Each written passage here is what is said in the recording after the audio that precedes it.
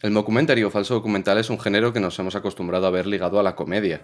A hacer una sátira, una parodia o incluso un troleo. Tú no. Y es un contenido que funciona muy bien en este formato. En el falso documental, la línea entre ficción y realidad es muy difusa. Utiliza los recursos de una grabación realista para contarnos algo que es mentira. No dista mucho del reality show en televisión. De hecho, me hace gracia que haya gente muy enfadada en plan: hay que ser tonto para creerse la isla de las tentaciones. ¿Es que no os dais cuenta de que está todo preparado? Bueno, tranqui, vete un rato a ver tu anime favorito, que seguro que es más real. Nos gusta ese juego con la realidad, no por nada nos flipan las películas basadas en hechos reales. Bueno, la peli no ha estado mal, pero wow, ahora sí que da miedo. En definitiva, nos gusta ser engañados. La posibilidad de que esa locura que estamos viendo sea real es emocionante, y en el formato del que estamos hablando resulta más fácil creerlo. Y como la cabra tira al monte, una cabra negra y de ojos rojos, hoy hablaremos de los falsos documentales de terror, y al final te recomendaré unos cuantos que a lo mejor no conocías.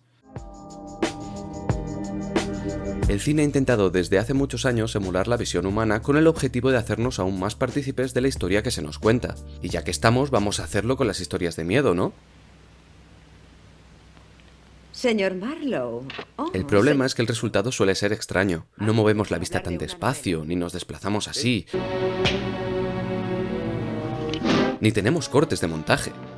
A no ser que contemos el parpadeo como los cortes que vemos a través de los ojos, aún así tenemos abundantes planos subjetivos con este fin en el cine giallo o en el posterior slasher.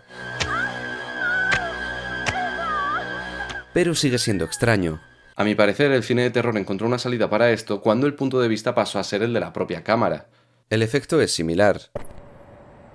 El espectador está con los protagonistas o con uno de ellos, le toca enfrentarse cara a cara con la movida chunga en cuestión, o sigue siendo el asesino que acecha a su víctima. El problema es que a veces cuesta justificar por qué los personajes siguen grabando, y esto, entre otras dificultades, han hecho que el subgénero se acomode a unos clichés que ya cansan, vaya. Y respecto a lo de imitar la visión humana, prefiero que se le ceda el relevo a los videojuegos y a la tecnología de realidad virtual. Contra ellos, el cine tiene poco que hacer en este aspecto. Mis primeros vídeos eran en found footage. ¿Por qué? Pues no lo sé realmente. Dudo que hubiese visto La Bruja de Blair por entonces. Pero quizás se deba a que es un formato sencillo de llevar a cabo, llamativo para un niño que se siente el prota de su propia película, y en el que si no se tiene un buen pulso o un gusto estético refinado, pues tampoco pasa nada. El subgénero contempla esas carencias. Me han cogido. Vale, cuando hice este es posible que hubiera visto Rec. Lo que se convertiría en el subgénero del metraje encontrado ya se planteó en las novelas epistolares, como Drácula, Frankenstein o casi toda la obra de Lovecraft. El lector tiene el material original en sus manos, cartas, diarios, recortes de periódico o documentos oficiales, organizados de manera que forman una narrativa atrapante y de la que uno se siente parte. Se dice que en el cine de terror la primera película en utilizar estos recursos fue Holocausto Caníbal, de 1980, película que aún no se atrevió a pasar al puro fan footage, teniendo también escenas convencionales. Siempre se habla de cómo la policía arrestó a su director, Ruggero Deodato, por lo realistas que eran los cadáveres de la cinta. Desde luego, los efectos prácticos de Holocausto son buenísimos, pero es muy probable que la confusión fuera también consecuencia de trabajar en este formato. Watch it, Alan, I'm shooting. Oh, good lord. La cinta en sí es un must, pero cuidado si os da cosa la violencia animal. Si os da cosa, como si nos gustase la verdura, ¿sabes? Que hay un mono, una tortuga y un cerdo que no tuvieron la suerte de tener sus versiones de mentira. También está muy extendido que el siguiente pelotazo fue el proyecto de La Bruja de Blair en 1999, y aunque es cierto que es la cinta que popularizó el género, 8 años antes se emitió Ghostwatch en todo el territorio británico. ¿Sabéis lo de la Guerra de los Mundos de Wells y la que se lió, verdad? Y si os digo que en 1992 ocurrió algo parecido pero en Reino Unido y como consecuencia de un programa de la BBC.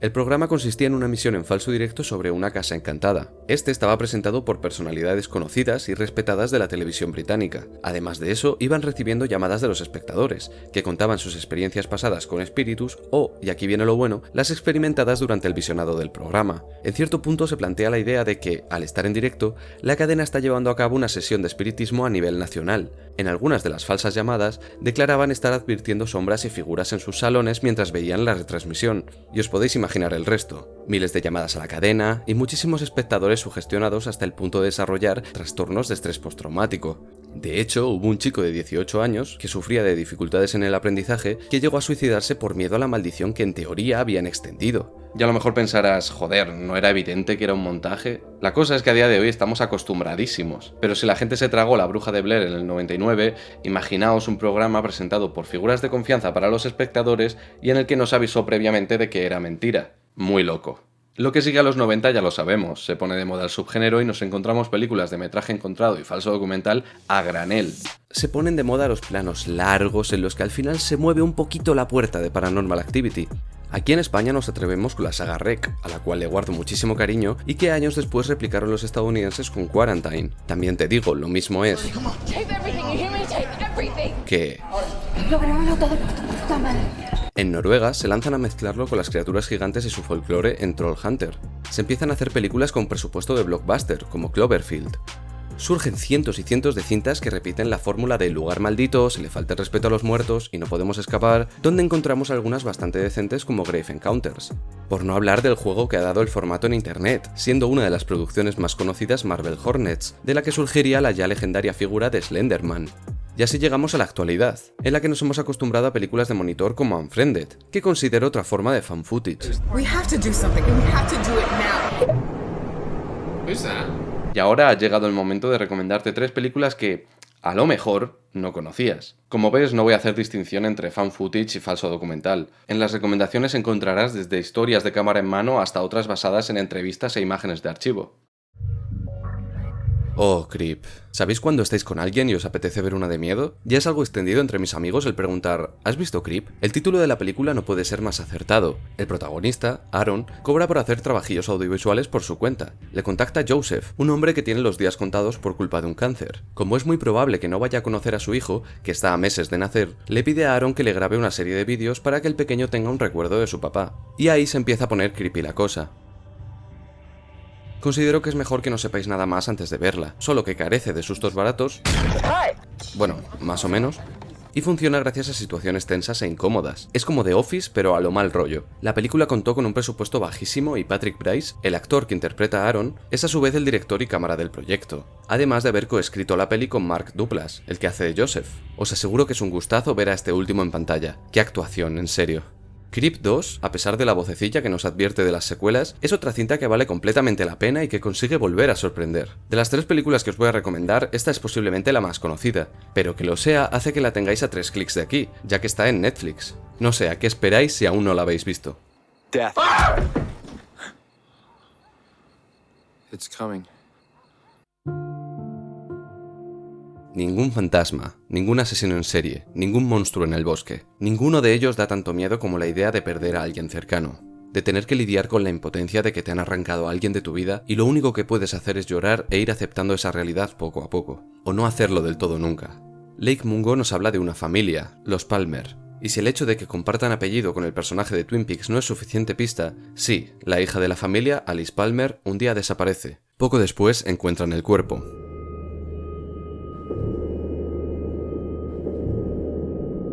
El documental nos habla de cómo sus padres y su hermano gestionaron aquello, así como los sucesos extraños que comenzaron a tener lugar en su domicilio, en especial en la habitación de Alice. Se trata de una historia dura y triste que podríamos comparar al cine de Ari Aster. Primero te desnudan a nivel emocional, y luego, cuando más vulnerable te sientes, te rematan con escenas absolutamente perturbadoras.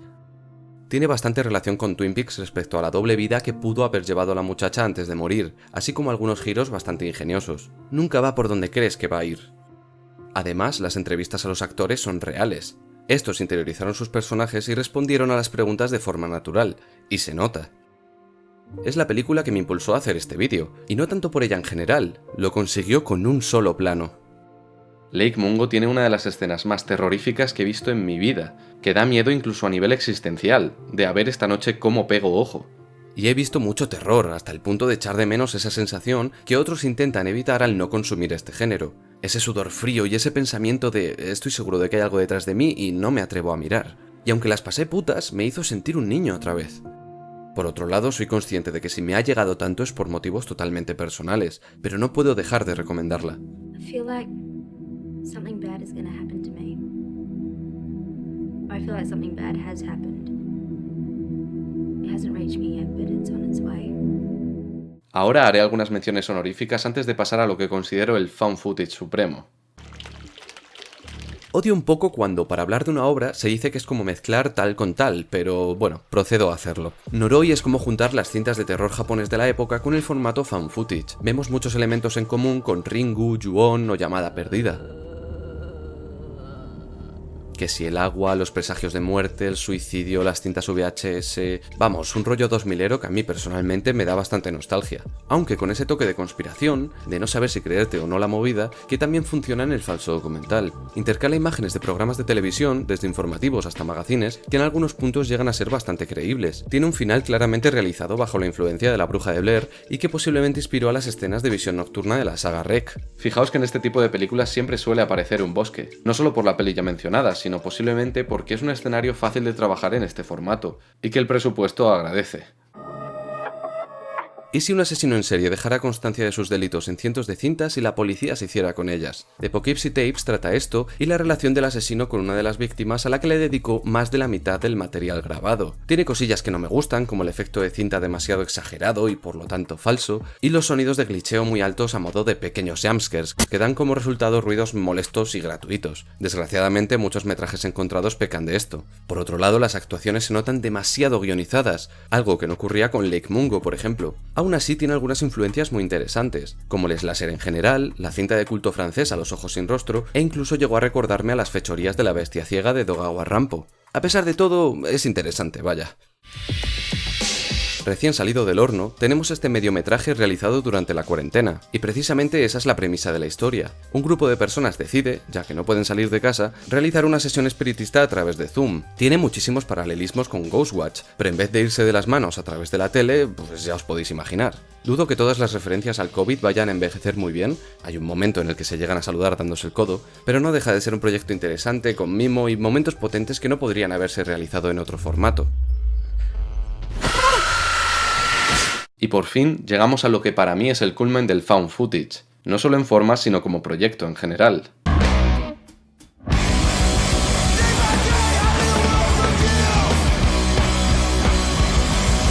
Me explico. Murder Death Koreatown va sobre un tío que se pone a investigar un asesinato en el barrio de California, Koreatown. Dicho asesinato es real.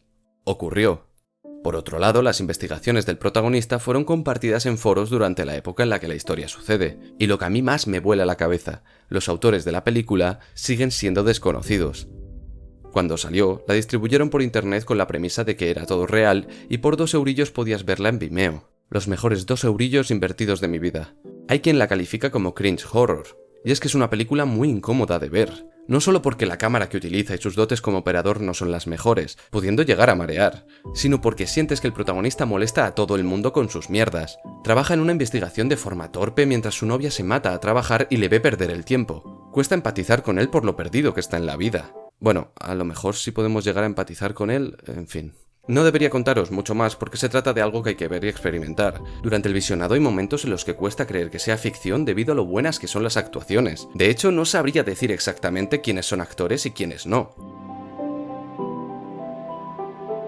Os aviso, la peli es fea. El que está detrás de la cámara, el que compartió sus investigaciones y el que nadie sabe quién es, no es director de cine ni operador de cámara. Hasta ese punto llega la movida. Y prefiero esto a que se me intente colar un found footage en el que de pronto la cámara está súper estabilizada para hacer un plano todo guapo. Me parece una cinta que demuestra que, a pesar de carecer de medios, si tienes una buena idea y las suficientes ganas como para tirar adelante, puede salir algo chulísimo. Es una buena peli para motivarte a hacer algo así. El found footage y el mockumentary son unos géneros que siempre me han dado la sensación de tener un techo. El formato obliga a que ciertos aspectos de la peli no puedan ser trabajados como ocurriría con un largometraje convencional. Pero esas limitaciones hacen que el ingenio se agudice y que podamos disfrutar de historias que no podrían haberse llevado a cabo de otra forma. Y que sale baratita la peli, ¿no? Me he dejado muchísimos en el tintero, así que ahora os toca a vosotros. ¿Cuáles son vuestros falsos documentales favoritos? Me molaría leer vuestras recomendaciones. Hasta el próximo vídeo.